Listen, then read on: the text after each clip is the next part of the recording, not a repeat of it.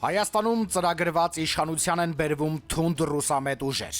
Նիկոլն անում է ամեն ինչ, որպեսզի ՔՊ-ի վարկանիշը մոտենա 0-ի։ Կարելի է ոչինչ չանել, նստել տանը, չերևալ, դրանից վարկանիշ չի իջնի, բայց օրորի ամեն կերպ ՔՊ-ի վարկանիշը հետևողականորեն զրոյացվում է։ Ռուսամետ ուժեր ասելով թուրքերն ու արևմուտքը հասկանում են ռևանշիստներ։ Այս տերմինը վաղուց տարածվել եւ ամրապնդվել է։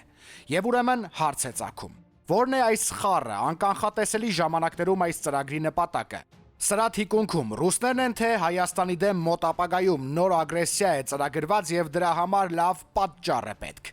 Նիկոլը խաղաղություն էր ուզում, բենզին եւ ցորեն էինք Ադրբեջանի տարածքով Հայաստան տեղափոխում, բայց ռևանշիստները հաղթեցին, այն ռևանշիստները, որոնք Ղարաբաղ են ուզել, Խոջալու են արել, 7 շրջան ոչնչացրել։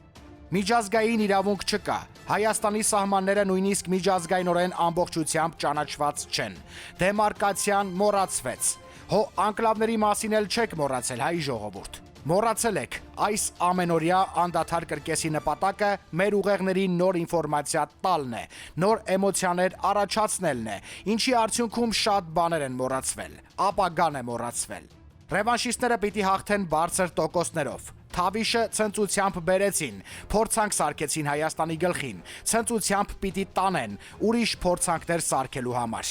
Մեծ հաշվով այսպիսի սցենարը ձեռնտու է թե ռուսներին, թե թուրքերին եւ ազերիներին, թե պարսիկներին եւ արևմուտքին։ Հայաստանը շարունակելու է մնալ խաղասեղանի վրա։